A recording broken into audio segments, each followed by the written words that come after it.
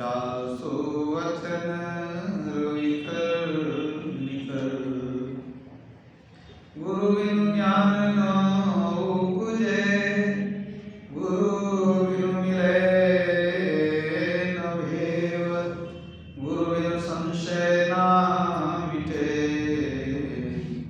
जय जय जय गुरुदेव।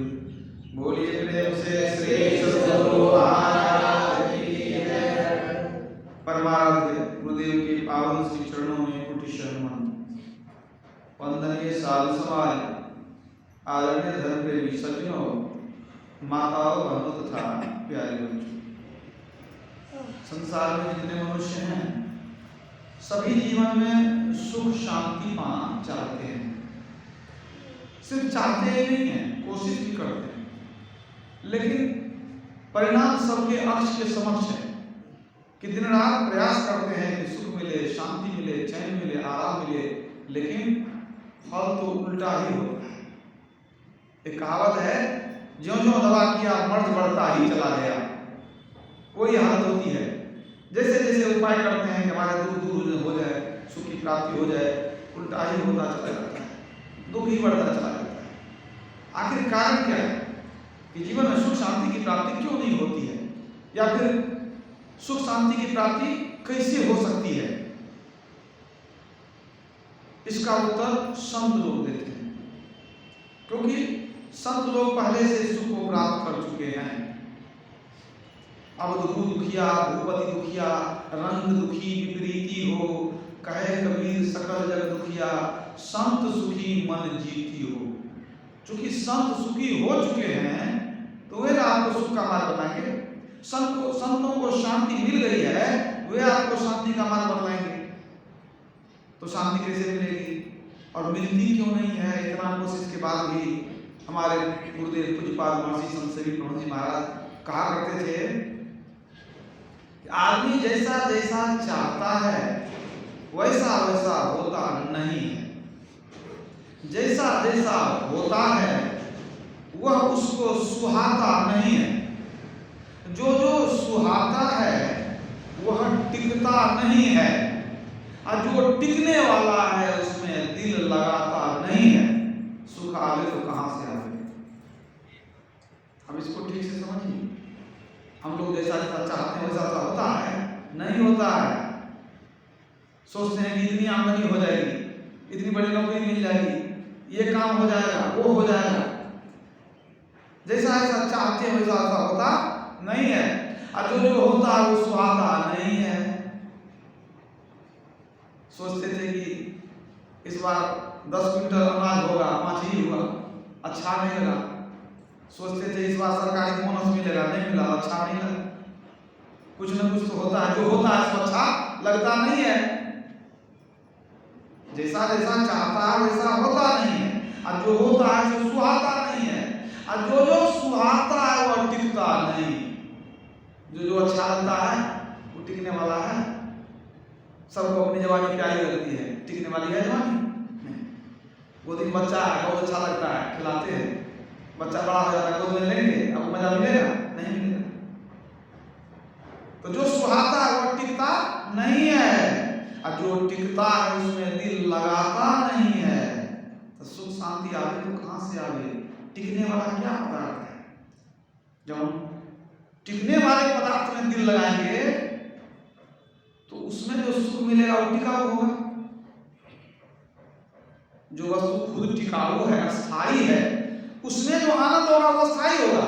और जो वस्तु टिकने वाला है नहीं, रहने वाला है नहीं, उसका सुख अस्थाई कैसे होगा? तो वही कुछ बात कहते हैं कि जो टिकने वाला है उसमें दिल नहीं लगाता है, तो शांति आवे तो कहां से आवे? तो टिकने वाला पदार्थ क्या है? चांदो मरिया, सूर्यो मरिया, मरिया पवन पानी। टिकने वाला क्या है? एकमात्र परमात्मा। आवे न जावे, मरे नहीं जन्मे, सोई निज पीव हमारा हो।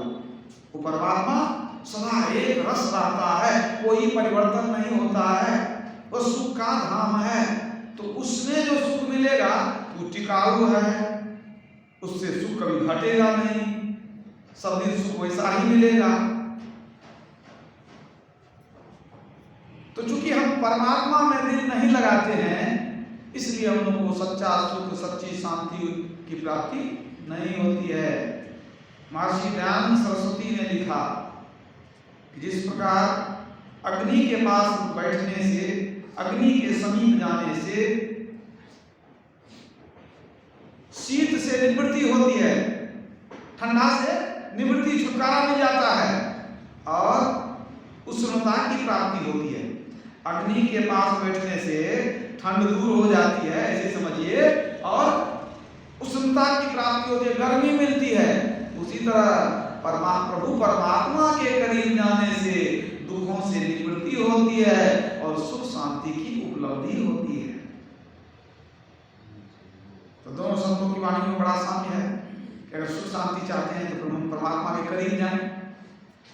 कल हमने आपको बताया कि विषय भोग में जो डूबे रहते हैं वो परमात्मा से दूर चले जाते हैं।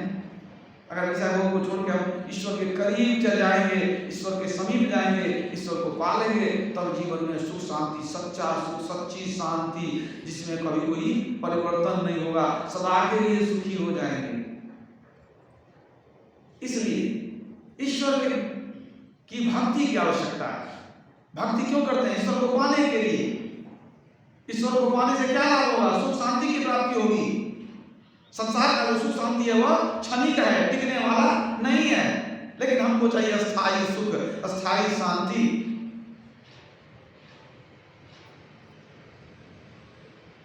तो जीवन की परेशानी कब होगी? जब ईश्वर के करीब जाएंगे।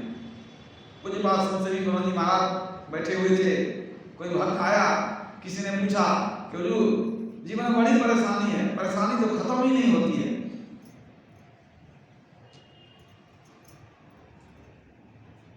परेशानी कैसे दूर होगी? हुजूर ने कहा कि ध्यान भजन का समय मिलता है, कुछ भक्ति वर्ग करते हैं। उसने कहा हुजूर क्या आप झूठ बोले, बहुत परेशानी में रहते हैं, मतलब इतनी व्यस्तता रहती है कि समय नहीं निकल पाता है, बहुत व्यस्त रहते हैं। तो हुजूर ने कहा कि आपकी यही जिज्ञासा है ना, परेशानी खत्म कैसे होगी? आप परेशान क्यों रहते हैं, इसको समझिए। हुजूर ने कहा कि जो परे से परे परमात्मा को भूलकर अपनी ही शान में रहता है वही परेशान रहता है। परे से परे परमात्मा को भूलकर अपनी शान में, अपनी हेंकड़ी में, अपने घमंड में मस्त रहता है वही परेशान रहता है। मतलब अपना अहंकार को छोड़ दीजिए और उस परे से परे परमात्मा को कभी भूलिए नहीं, तब जीवन में सुख शांति चैन मिलने वाला, तब परेशानी दूर होगी। सुखी मीन जह नीर अगाधा, अजीनी हरि शरण न एकहु बाधा। हरि के शरण में जाएंगे तब बाधाएं मिटेगी। और क्या लाभ होगा? ईश्वर के मिलने से और क्या लाभ होगा? तो कठोपनिषद में यमराज ने नचिकेता को उपदेश देते हुए कहा था, यह चेद सकल बौद्धुम प्राग सर्वेश्व विश्वसः ततः सर्वेषु लोकेषु सर्वत्वाय कल्पते। अर्थात यदि मरने के पूर्व तुमने ईश्वर परमात्मा को जान लिया तो तुमको मोक्ष या मुक्ति की प्राप्ति होगी।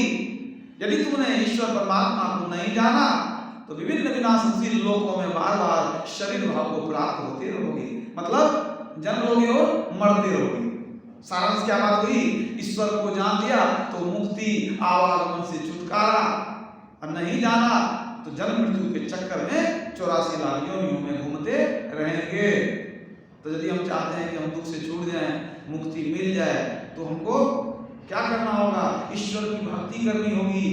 वह भक्ति करनी होगी जिससे ईश्वर को हम प्राप्त कर सकें। ईश्वर को जानेंगे तो मुक्ति होगी, ईश्वर को पाएंगे तो मुक्ति होगी, ईश्वर मिल जाएंगे तो मुक्ति होगी, ईश्वर को अनुभव कर लेंगे तो मुक्ति होगी। ईश्वर को कैसे जानेंगे? ईश्वर को जानना दो तरह से होता है, एक सुन करके जानना, दूसरा पहचान करके जानना। पहचान करके जब कब जानेंगे? जब ईश्वर से मिल लेंगे तब जान पहचान हो जाएगी। उसके पहले सुन करके जानेंगे। सुन करके कैसे जानेंगे? मंदिर में, मस्जिद में, तीर्थों में जाइए, भटक के आइए, गंगा नहाइए, वहां पर आप सुन करके नहीं जान सकेंगे। उसके लिए सत्संग में आना पड़ेगा। यहाँ आकर के आप सुनते हैं, समझते हैं, विचारते हैं ईश्वर कैसा है, ईश्वर कहाँ है, ईश्वर को कैसे पाएंगे। तो बिना सत्संग के ये ज्ञान होने वाला नहीं है। कुछ कुछ ज्ञान सत्संग से होता है, उसके बाद गुरु के शरण में जाने से, दीक्षा लेने के बाद कुछ और ज्ञान होता है, और जब साधना करते हैं तब कुछ और ज्ञान होता है, और ज्ञान की पूर्णता हो जाती है तो ज्ञान पूर्ण हो जाता है, पूर्ण प्रत्यक्षीकरण, पूर्ण मिलन हो जाता है प्रभु से। तो शुरुआत कहाँ से होगी? जब सत्संग में आएंगे तो यहाँ से कुछ कुछ जानना शुरू करेंगे कि ईश्वर कैसा है, ईश्वर को कैसे पाएंगे। भगवान राम वशिष्ठ जी महाराज के पास बैठे हुए थे, उनके गुरु थे ना वशिष्ठ जी महाराज। भगवान राम ने पूछा कि प्रभु वह ईश्वर कैसा है, बता दीजिए। भगवान राम जब पूछे तो वशिष्ठ जी चुप ही रहे। दोबारा पूछते हैं कि गुरुदेव ईश्वर का स्वरूप कैसा है? वशिष्ठ जी और आंख बंद कर ली। तीसरी बार फिर पूछते हैं कि गुरुदेव बता दिया जाए ईश्वर का स्वरूप कैसा है। जब फिर नहीं बोले तो भगवान राम हाथ जोड़ करके कहते हैं गुरुदेव आप हमसे दुखी हैं क्या? कहा नहीं राम तुमसे दुखी नहीं है। काम तो पूछ रहे हैं कई बार से, कितनी बार पूछ चुके, आपने उत्तर कुछ नहीं दिया। हमको लगा आप हमसे दुखी हैं, इसीलिए हमारी बात का जवाब नहीं देना चाहते हैं। वशिष्ठ जी ने कहा नहीं तुमसे दुखी नहीं है। अरे तुम पूछ रहे हो कि ईश्वर कैसा है, हम चुप हो गए, जो भी बोल रहे थे चुप हो गए। हम तुमको उत्तर दे रहे थे ईश्वर का स्वरूप कैसा है, हमने मुंह बंद कर लिया, मौन। मतलब वाणी का विषय नहीं है, बोल करके ठीक ठीक नहीं बता सकते, वाणी का विषय है ही नहीं। कोई व्यक्ति बोल करके ठीक ठीक ईश्वर को बता नहीं सकता, वो वाणी से परे है। इसलिए मैंने उत्तर दिया मौन, मौन ही उसका उत्तर है। वशिष्ठ जी ने समझाया कि वो वाणी का विषय नहीं है। सामवेद कहता है अवांग मनस गोचर है, वह जो ईश्वर है मन वाणी से परे है, मन से सोच नहीं सकते, वाणी से बोल नहीं सकते, बोल करके बता नहीं सकते। यही बात अभी आपको पाठ में सुने। भगवान राम सामने खड़े हैं, अब वाल्मीकि जी उनको देख रहे हैं, तो उनको बोलना चाहिए ना कि आप जो है श्याम वर्ण के हैं, आप बहुत सुंदर हैं, आपका ये रंग है, ये रूप है। सो नहीं, कहते राम स्वरूप तुम्हार वचन अगोचर बुद्धि पर, बुद्धि से परे, वाणी से परे। आपका स्वरूप कैसा है, वचन अगोचर, बोल करके बता नहीं सकते, बुद्धि से परे, अविगत, आप सर्वव्यापक हैं। जबकि राम एक ही जगह खड़े हैं, लेकिन क्या कहते हैं आप सर्वव्यापक हैं। मतलब वाल्मीकि जी यथार्थ रूप में राम को जानते थे, वे जानते थे कि वास्तव में राम तो सब जगह है, लेकिन अभी अवतार भी है, शरीर में है, अभी शरीर में भी आए हैं, लेकिन इनका असली स्वरूप जो है वो सब जगह सदा रहता है, कोई जगह खाली नहीं रहता। असली वही है क्योंकि सब दिन रहता है। ये राम तो कुछ दिन आए हैं, रहेंगे, कुछ दिन काम करेंगे, अपना संसार में चले जाएंगे। तो असली जो है सब जगह रहता है, और नकली जो है वो कभी कभी आता है फिर चला जाता है। उसको माई कहा गया। तो वाल्मीकि जी कहते हैं अविगत अकथ अपार नेति नेति नित्य निगम कर, नौ इति अंत नहीं, अंत नहीं। वेद जब वर्णन करता है ईश्वर के बारे में तो बहुत वर्णन करने के बाद भी नेति नेति कहता है, मतलब नौ इति अंत नहीं है, अंत नहीं है, कितना बता दें अंत नहीं है। मतलब बोल के ठीक से बता नहीं सकते हैं। ये किसने कहा? मैंने बताया सामवेद में कहा गया है। अभी देखिए वाल्मीकि जी कर रहे हैं, और हमारे गुरुदेव ने क्या कहा? प्रभु वर्णन में आवे नहीं, वर्णन करके बताना असंभव बात है। हमारे कुछ बात संस्कृत में क्या कहते हैं, कोई कहे प्रभु है कैसा, वह है जैसा का तैसा, वह जैसा वैसा ही है। अरे उसके जैसा कोई होगा तो बता देंगे कि ऐसा है, वो जैसा है वैसा कुछ है ही नहीं। उदाहरण कैसे देते हैं? कोई पूछेगा कि भाई भैंस कैसी होती है, भैंस नहीं देखे हैं, आपका गाय की तरह ही होती है, कुछ कुछ थोड़ा सा अंतर होता है। गाय के गले में चमड़ा लटकता है, भैंस के गले में चमड़ा रहता है। भैंस का आकार कुछ बड़ा होता है, ज्यादातर काली होती है, लेकिन गाय की तरह भैंस है तब तो उदाहरण दे दीजिएगा।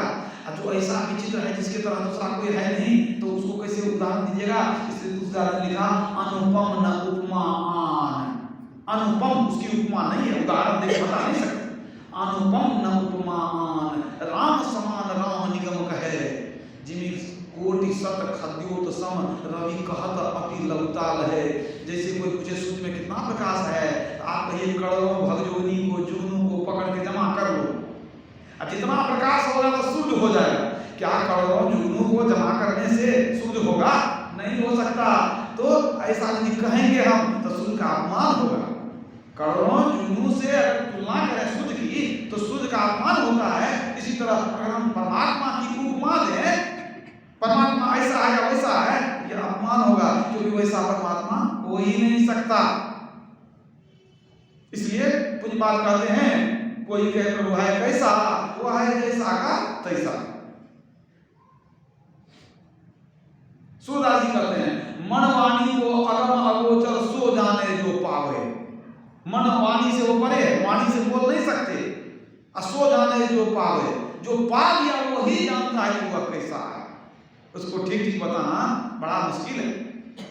शांडिल्य उपनिषद में कहा गया है, यतो वाचो निवर्तन्ते और प्राप्य मनसा सत्। जहां जाकर मन वाणी लौट आती है वह वाणी से वर्णन नहीं किया जा सकता। फिर कबीर साहब क्या कहते हैं, जस कहिए तस होत नहीं, जस है तैसा सोय। कहत सुनत सुख मुझे अनुपम मार्ग होय। जैसा कहेंगे वैसा वो नहीं है, वो जैसा है वैसा ही है। फिर भी कहते सुनते हैं। फिर भी अभी विषय क्या है? ईश्वर स्वरूप। कुछ न कुछ सुना रहे हैं आपको। क्यों? कबीर साहब कहते हैं जैसा कहिएगा वैसा वो नहीं है, जैसा है वैसा ही है। फिर भी हम लोग कहते सुनते हैं। क्यों? हम लोग जो कहते सुनते हैं इससे क्या लाभ होता है? एक तो ईश्वर की चर्चा होती है ना, ईश्वर की चर्चा करते हैं, हरी चर्चा होती है ना, ये पुण्य का काम हुआ कि नहीं? और अनुपरमार्थ हो हम लोग का, एक तो पुण्य होता है, दूसरा ज्ञान भी बढ़ता है। कुछ सीखे न कुछ तो बुझे, कम से कम ये तो मुझे वाणी का विषय नहीं है, सत्संग में नहीं आते तो पूछते कि यही मूर्ति भगवान है, इसके बारे में पता नहीं इतना लंबा है इतना थोड़ा है, ऐसा रंग रूप है, कहते यही ईश्वर है, इसका ये रंग रूप है, अद्वैत मूर्ति बनी हुई है। तो उसका वर्णन आप कर सकते हैं, कितना लंबा चौड़ा कितना सुंदर वर्णन कर सकते हैं, बहुत देर तक वर्णन कर सकते हैं आप। तो अगर आप सत्संग में नहीं आते तो आप पूछते कि ये मूर्ति देखे ये ईश्वर है, इसी का वर्णन कर दिए, हो गया। कम से कम ये तो जाने कि वेद उपनिषद में कहा गया है कि वाणी का विषय नहीं है, ठीक ठीक नहीं बता सकते। अब आपके मन में होगा क्यों ठीक ठीक नहीं बता सकते? अरे हम लोग तो नहीं देखे हैं तो नहीं बता सकते हैं, लेकिन जब संत लोग देख लेते हैं, जब संत लोग जान जाते हैं तो उनको बताना चाहिए।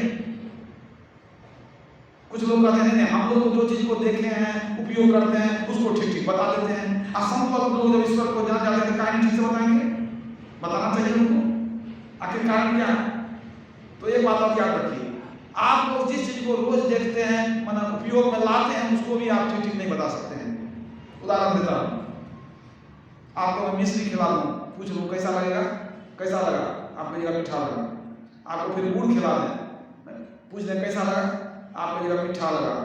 और उसके बाद आपको रसगुल्ला खिला दें, कैसा लगा, आप कहिएगा मीठा लगा। अब हम आपको पूछेंगे कि तीनों चीज तीन है, अलग अलग है, एक ही है, आप कहिएगा तीनों तीन चीज है, गुड़ से मांगा मिश्री है, उससे बहुत मांगा रसगुल्ला, तीनों तीन चीज है। तब आपको पूछेंगे भाई आप खाए हैं कि नहीं, आप कहिएगा तीनों चीज खाए हैं। तब हम आपको पूछेंगे कि भाई आपको तीनों का स्वाद मालूम है, आप कहिएगा हाँ मालूम है। अब हम आपको पूछेंगे कि आपको कैसा लगा, तो भाई मिश्री मीठी लगी, गुड़ कैसा है मीठा, रसगुल्ला कैसा है मीठा। तो जब तीनों तीन चीज है और तीनों का स्वाद अलग है, तो जरा फूटा करके स्वाद बता दीजिए तो कैसा लगा, समझा सकिएगा? तीनों के स्वाद में क्या अंतर है? कोई ऐसा व्यक्ति है कि दोनों के तीनों के स्वाद का अंतर बता दे? रोज खाते हैं, स्वाद बता ही नहीं सकते हैं। इसलिए गूंगे का गुड़ है भगवान, बाहर भीतर एक समान। गूंगा आदमी को गुड़ खिला दीजिए, उसको आनंद बहुत आएगा, बोल नहीं सकेगा। उसी तरह ईश्वर जो जान, ईश्वर को जो पा लिया आनंद बहुत उठाता है, लेकिन फिर भी बोल नहीं पाता है। वाणी का विषय है ही बताते हैं। उससे ज्ञान हो जाता है, कुछ पुण्य हो जाता है, लेकिन ठीक ठीक तो बता नहीं सकते। जैसे कोई अंधा आदमी गया हाथी देखने के लिए, तो अंधा आदमी देखेगा तो नहीं, छू के टटोलेगा, तो छू के टटोलेगा तो क्या बुझेगा।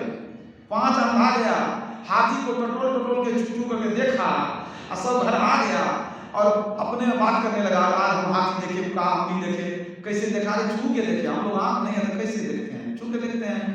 एक दूसरे को पूछने लगा कि हाथी कैसा होता है, तो एक आदमी कहता है उससे, एक अंधा, हाथी होता है घर के पिलर खंभा की तरफ, और दूसरा कहता है कि वो होता है ओखली में जो मूसल देते हैं चूड़ा कूटने वाला, वो मूसल की तरह होता है। तीसरे ने कह दिया कि नहीं नहीं वो मोटी रस्सी की तरह होता है। चौथे ने कह दिया सूप डगरा की तरह होता है। पांचवा ने कह दिया कि अनाज रखने वाला जो कोठी होता है उसकी तरह होता है।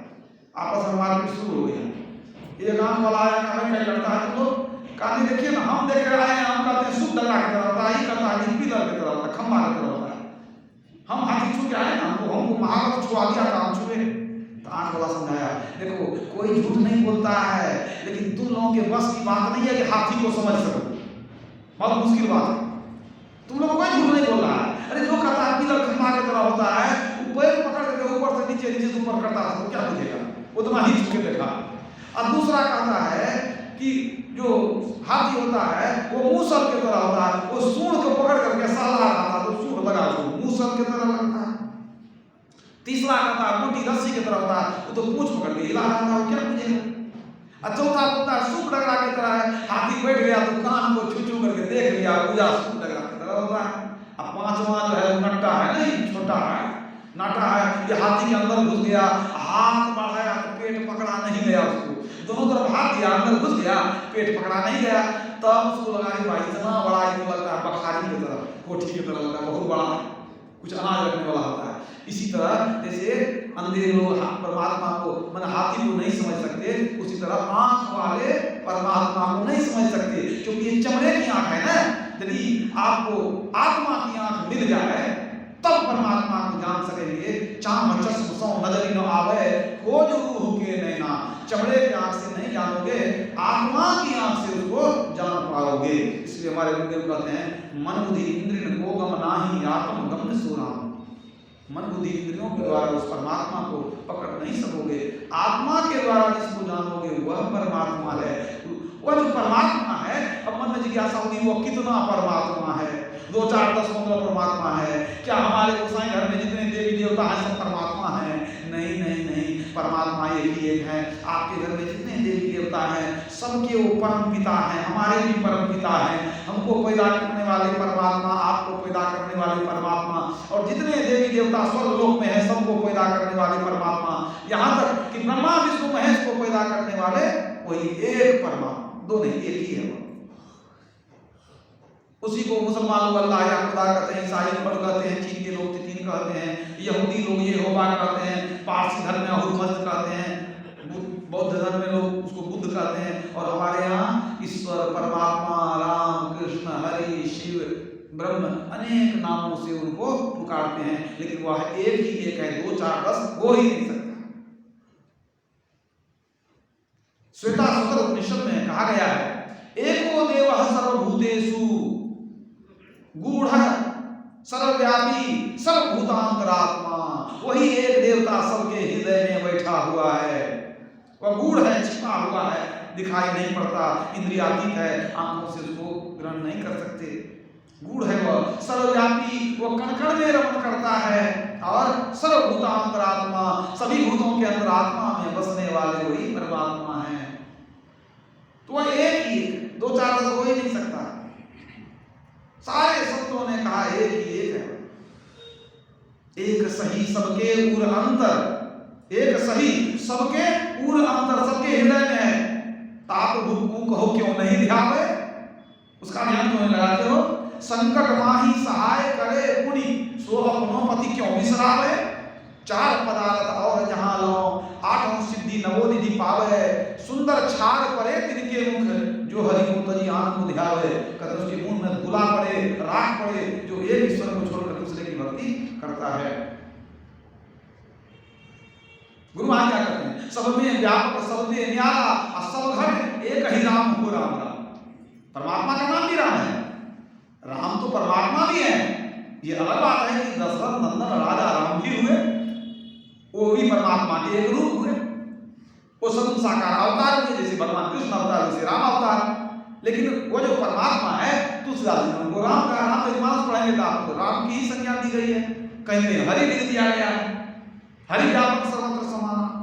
लेकिन वो परमात्मा सिर्फ एक है, दो चार दस हो ही नहीं सकता कभी नहीं। पूरे संसार को बनाने वाला वो एक ही एक है, वो आपके हृदय में रहता है, सब जगह है, तो आपके अंदर में भी है।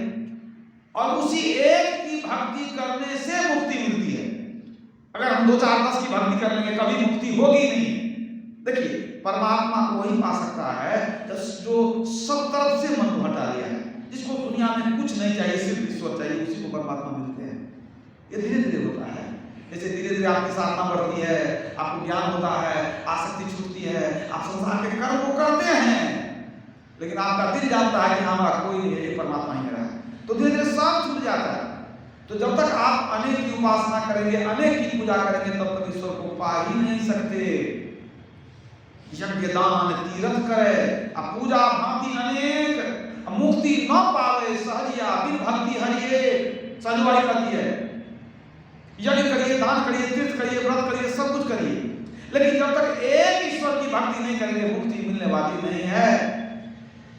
उसी एक की भक्ति करनी पड़ेगी। भगवान राम ने नवधा भक्ति के अंतिम में कहा, मम भरोसा सन दीना, एक मेरा भरोसा करो, मैं सब कुछ दूंगा, मैं तुमको मुक्ति भी दूंगा, सब कुछ दूंगा, एक मेरा ही भरोसा करना है। तो एक ही ईश्वर है, उसी की भक्ति करनी होगी, उसी की पर विश्वास करना होगा। हम लोग रोज गाते हैं क्या, एक ईश्वर पर अचल विश्वास पूर्ण भरोसा, अपने अंदर में उनकी प्राप्ति का निश्चय रखना। एक ही ईश्वर है, दो ईश्वर हो नहीं सकता। कबीर साहब ने कहा, मेरा साहब एक तू, दूजा कहीं न जाए, दूजा साहब जो कहूं साहब खड़ा रिसाए। अगर दो परमात्मा कहूंगा तो ये अपराध हो जाएगा, परमात्मा रुष्ट हो जाएंगे, ईश्वर एक ही एक है। नानक साहब कहते हैं, एको एक सो अपर परम पर परख खजाने पैदा, एको एक सो, वह एक ही एक है, दो चार दस है ही नहीं। अकबर के दरबार में बहुत सारे कवि थे। एक कवि का नाम था श्रीपति। तो कवि लोग रंग बिरंग की रचना करते थे, कविता लिखते थे और बादशाह का मनोरंजन करते थे, सुनाते थे कुछ न कुछ। तो कवि तो बहुत सारे थे। तो जितने कवि थे, दूसरे कवि लोग अकबर की बड़ाई करते थे, अकबर की बड़ाई में लिखते थे, कविता गा के सुनाते थे। अब राजा की बड़ाई करें, राजा को अच्छा लगेगा तो ज्यादा दक्षिणा मिलेगा। तो जितने कवि थे, राजा के बड़ाई में, महिमा गान करने में दिन रात जो गुण नहीं है बढ़ा चढ़ा करके अपना कविता लिखते रहते थे। और श्रीपति जी जब कविता लिखे तो एक परमात्मा के भक्ति में ही लिखते थे, वो एक ईश्वर के प्रति समर्पित थे। तो जब भी लिखे तो ईश्वर की महिमा, जब भी लिखे तो ईश्वर की महिमा, अकबर की बड़ाई लिखते नहीं थे। तो और जो दरबारी लोग थे, कवि लोग थे, वो लोग चिढ़ते थे कि अकबर की बड़ाई नहीं करते, फिर भी अकबर इसको मानते हैं, सिर्फ ईश्वर अल्लाह परमात्मा का ही बड़ाई नहीं करते हैं। तो एक दिन इन लोगों के इनके मन में हुआ, दरबारियों के मन में, कवियों के मन में, कि क्यों ना इनको बादशाह की नजर से गिरा दिया जाए, कि ये तो बादशाह की बड़ाई करते नहीं है। तो एक व्यक्ति ने प्रस्ताव दिया कि हुजूर, सभी कवि कविता बना करके लाएंगे, लेकिन एक बात सबको उसमें लिखना पड़ेगा। अगर उसी पंक्ति पर कविता रच दिया तो वो महान कवि। एक लाइन देते हैं, उसी पंक्ति को बढ़ा करके उसी के आधार पर यदि कविता की रचना कर दिया तब हम मानेंगे कि वह सच्चा कवि है। कहा ठीक है। तो अकबर को बता दिया कि आप सबको यही पंक्ति दीजिए, क्या, करो सब आस अकबर की। क्या हो गया, करो सब आस अकबर की। अब तो दे दिया अकबर कि भाई जो आज कविता बनाएगा तो सबके कविता में ये लाइन होना चाहिए, पंक्ति होनी चाहिए, करो सब आस अकबर की।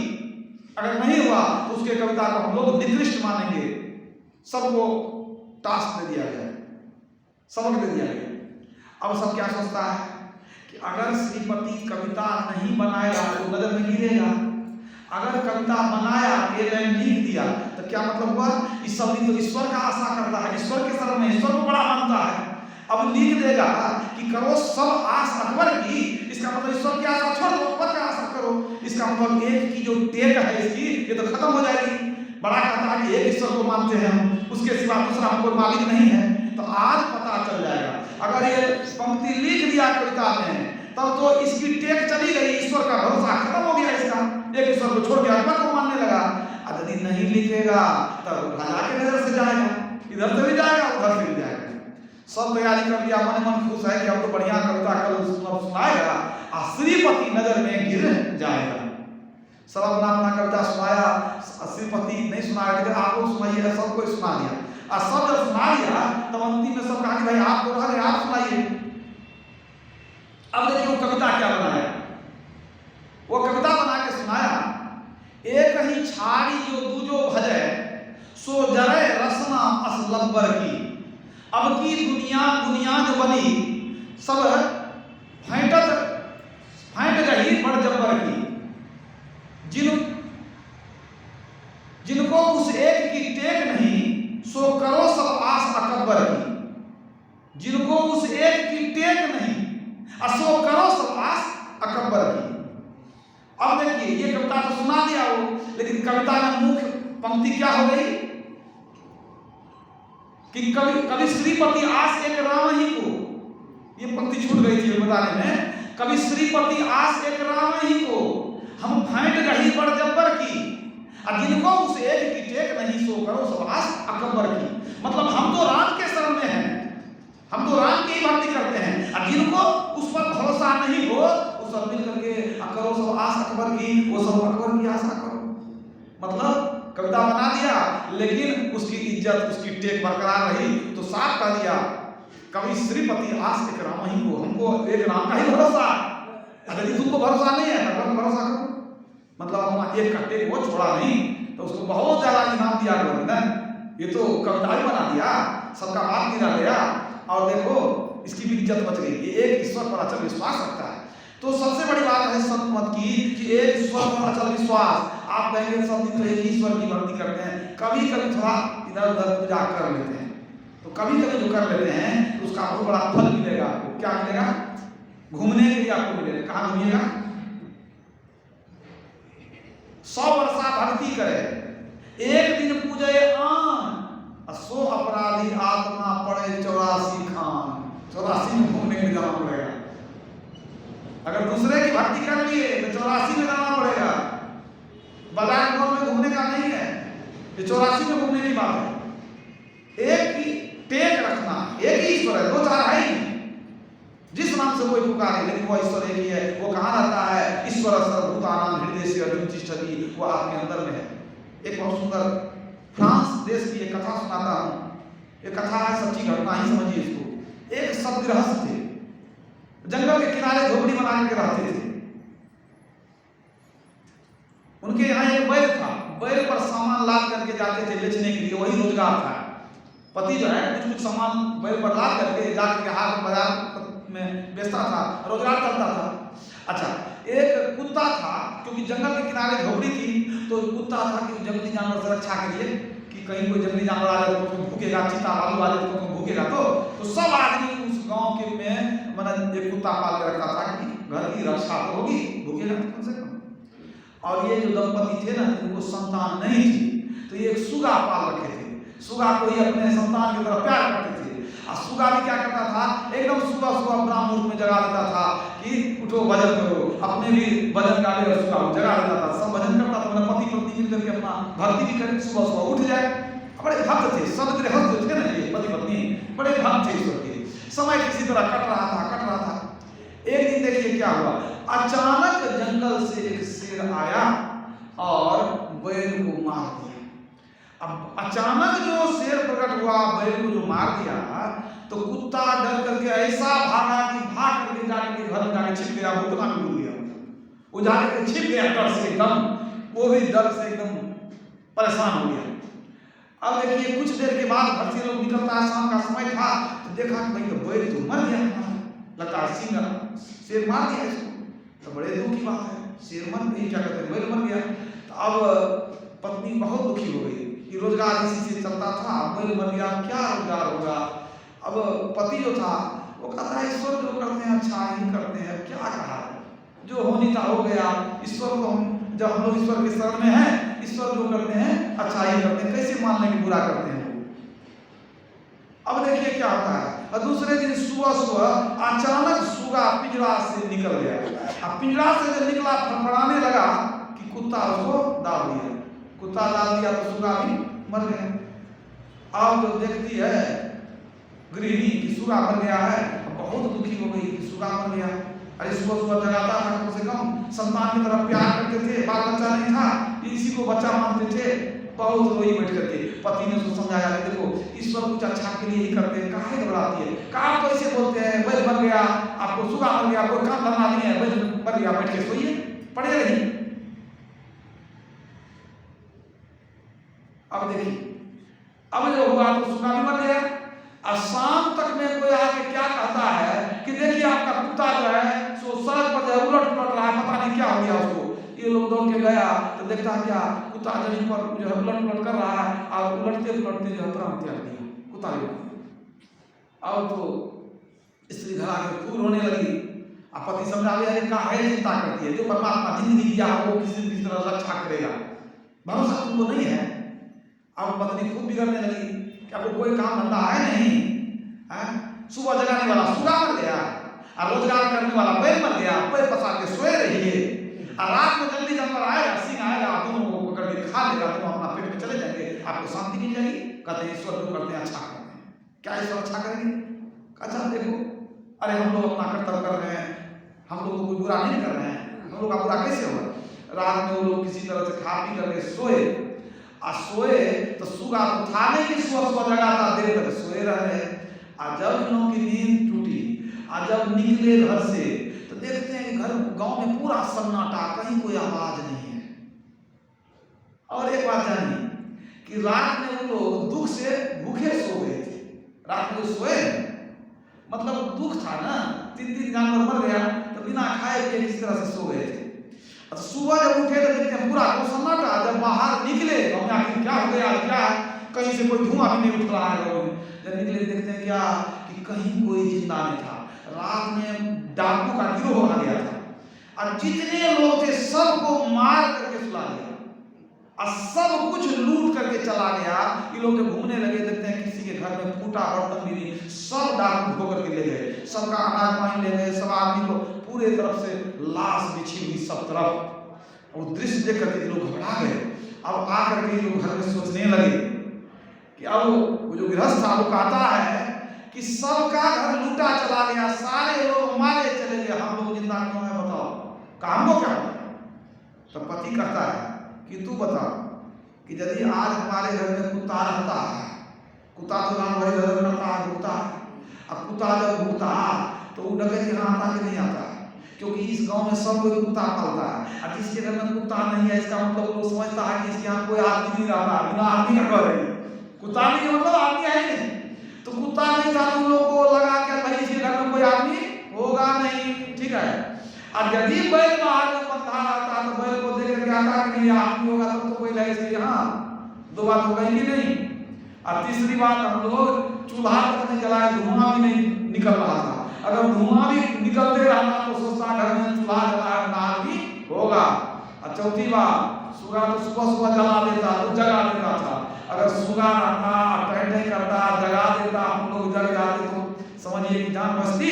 उन लोगों को लगा कि ये भी घर में कोई है ही नहीं, संप्रदाय का घर अपने कोई है नहीं, न धुआं है न कुत्ता है न कुछ है, न कोई आदमी दिखाई पड़ता है, इसलिए हम लोग यहाँ नहीं आया। तो गांव के सारे लोग मर गए, ये पति पत्नी बच गए। जब तीनों जानवर मर गया, वही पति कहता देखो 3 जीव चला गया, मर गया, लेकिन परमात्मा ने तीनों को मार करके हम दोनों की रक्षा की कि नहीं की। इसीलिए ईश्वर पर भरोसा करो, तुम आस्था रखोगे तो व्यवस्था अवश्य करेंगे। हमारे आस्था में कमी हो जाती है, इसलिए हमारी व्यवस्था नहीं होती है। इसलिए सारे संत कहते हैं ईश्वर एक ही है, और एक मात्र उसी की भक्ति होनी चाहिए, और उसी पर विश्वास होना चाहिए कि वह परमात्मा हम लोगों को सब कुछ देगा। बहुत देवी देवता देंगे सो बात नहीं है, सब कुछ देने वाले एक परमात्मा है, उसी पर विश्वास करके उनकी भक्ति करनी चाहिए। बोलिए प्रेम से श्री